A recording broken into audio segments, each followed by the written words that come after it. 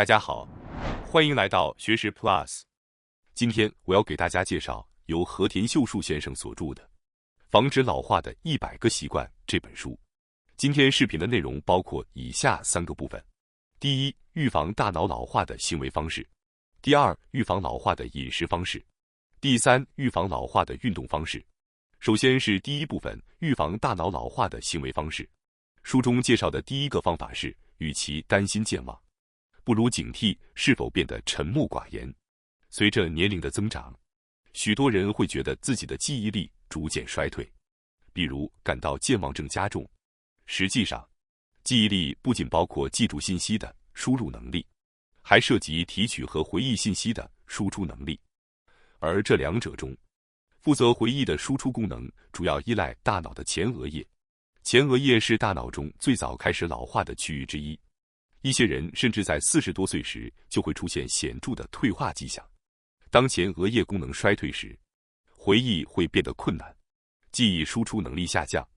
这种退化还可能加速整个老化过程，形成恶性的循环。许多人在年纪渐长后，从原本健谈变得沉默寡言，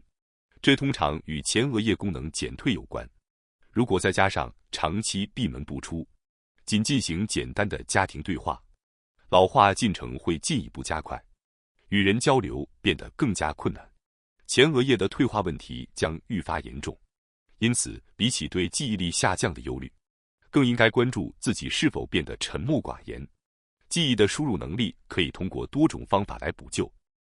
而输出能力则高度依赖着前额叶。一旦输出功能衰退，老化的速度会大大提升。延缓老化并不需要复杂的训练，只需稍作改变一下日常的习惯，就能有效锻炼大脑的前额叶。例如，与人交流时多参与讨论或尝试表达自己的观点，就能帮助延缓大脑的退化。第二个方法是，少用这个那个等代词。在日常对话中，这个那个等代词经常会被使用，但如果这些词出现的越来越多，这可能预示着大脑老化的加速。随着年龄的增长，记不起事物名称是常见的现象，因此代词的使用也会增加。然而，频繁依赖代词其实是在放弃回忆的过程，长期如此会让大脑的输出功能进一步退化，加速老化的进程。为了预防大脑的老化，即使会感到麻烦，也要努力清晰地说出事物的名称或描述具体的细节。这种行为不仅能促进大脑的活跃，还能显著延缓衰老的速度。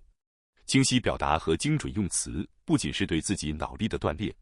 也能改善与他人的沟通效果，进一步帮助维持认知能力的健康。第三个方法是，尽量多与他人交流。对话是日常生活中最简单且有效的脑部输出活动之一。虽然不需要成为话痨，但经常与他人交流的人，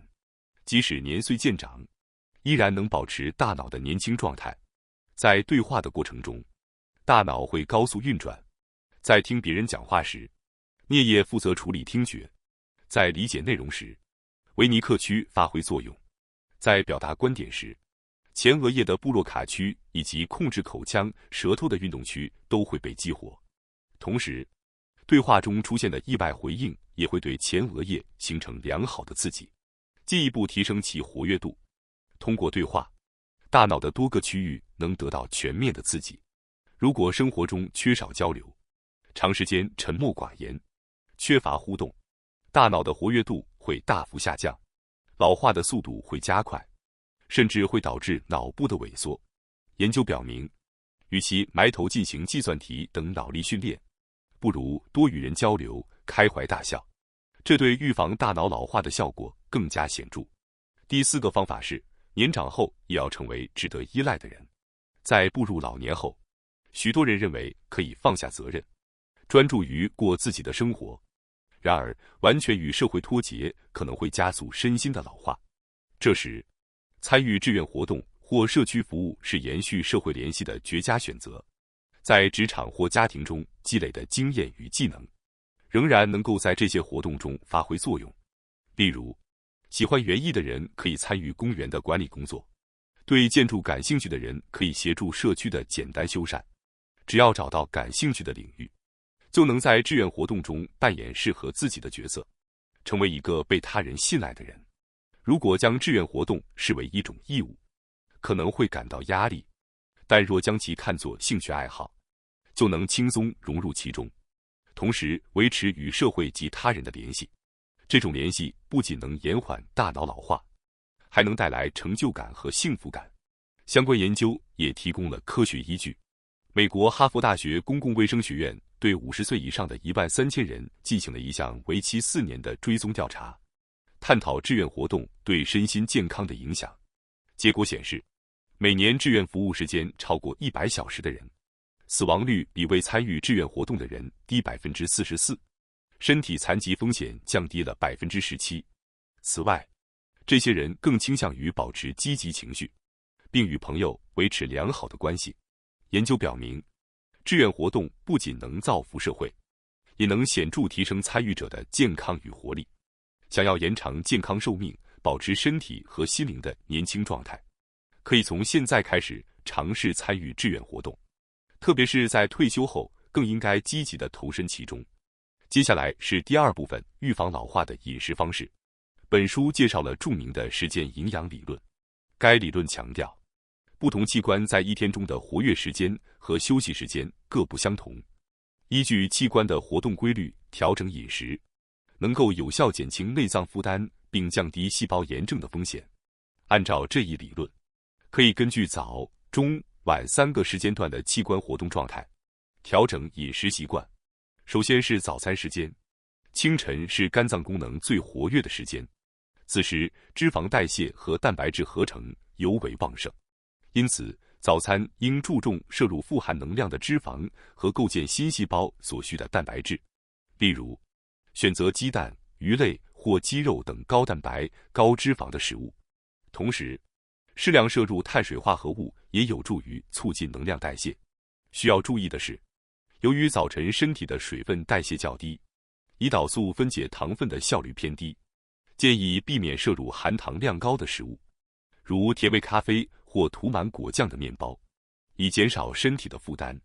接下来是午餐时间，午餐时，肝脏仍然处于活跃状态，因此蛋白质的摄入尤为关键。根据日本厚生劳动省的饮食摄取基准，男性15至64岁每日推荐蛋白质的摄入量为65克，65岁以上为60克，女性18岁以上为50克。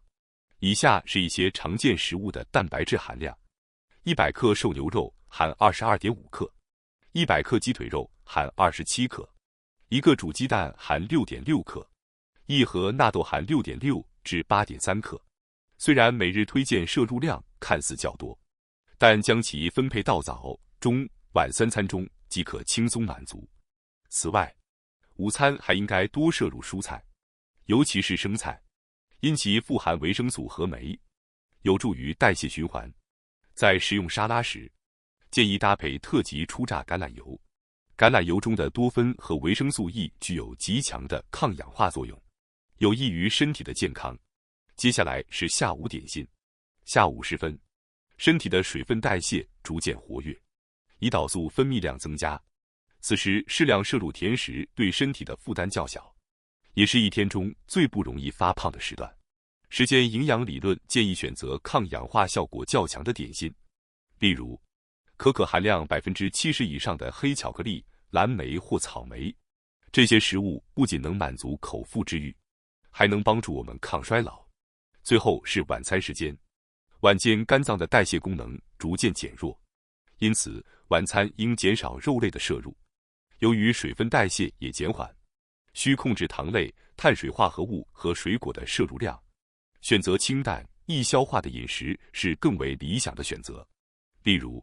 鱼类、豆腐或清汤搭配少量蔬菜都是不错的搭配。通过合理安排饮食时间和食物种类，可以有效减轻内脏的负担，减少细胞的炎症，延缓身体的老化，从而达到预防衰老的目的。最后是第三部分，预防老化的运动方式。人的身体机能如果不加以使用，就会逐渐退化，因此适当的运动是保持身体活力、防止老化的关键方法。在各种运动形式中，推荐散步或步行作为最简单易行的选择。这种不费力的运动方式，只要坚持定期进行，就能发挥出显著的效果。散步不仅能够按照自己的节奏轻松完成，还可以通过晒太阳促进幸福激素、血清素的分泌，帮助情绪的稳定，提升整体幸福感。尤其对于老年人来说，包括跑步在内的高强度运动可能对心脏造成过大的负担，同时在体内产生大量的活性氧，加速身体的氧化，因此并不适宜。如果目的是保持大脑的年轻化，其实无需进行剧烈的体育运动，只要多动动身体，例如伸展、散步或简单的家务活动，都能通过神经传递信号至大脑，从而刺激并激活大脑功能。保持大脑年轻的秘诀不仅在于运动，还在于有意义的活动，例如外出购物、与朋友聚餐、参加兴趣小组、观赏演出，甚至为完成喜欢的事情而积极活动。这些都能对大脑形成正向刺激。与其勉强进行自己不喜欢的运动，不如通过感兴趣的事情带动身体活动，这才是保持身体和大脑年轻的最佳方式。正如那句名言所说，现在是您人生中最年轻的时刻。这句话揭示了一个重要事实：明天的自己一定比今天更年长。因此，在最年轻的此刻，尽情去做自己想做的事情，充分利用身体的潜能吧。未被使用的功能会逐渐退化，而被频繁使用的能力则会愈加活跃。无论年龄多大，持续使用身体和大脑才是维持活力的关键。需要提醒的是，目前看来简单易行的事情，可能会随着年龄增长而变得困难，因此尽量保持现阶段能独立完成的活动，比如做家务、独自散步、与人顺畅交流等。这些看似平凡的日常行为，正是保持身心健康和活力的重要基础。随着年龄的增长，有些能力不可避免的会减退，对这些无力完成的事情，要学会坦然接受并果断放下，将注意力集中在自己依然能够做到的事上。保持年轻的秘诀在于没有必须完成的压力，而是以轻松愉快的心态去实践健康习惯，用热爱生活的态度面对每一天，专注于自己能够享受和实现的事物。这种积极乐观的生活方式，正是作者认为实现长寿与幸福生活的关键。感谢大家收看今天的节目。如果你喜欢我们分享的内容，记得点赞、订阅并开启小铃铛通知，第一时间获取我们的更新。在下次的节目中，我们将继续为大家分享更多有益的内容。再次感谢大家的支持，我们下期再见。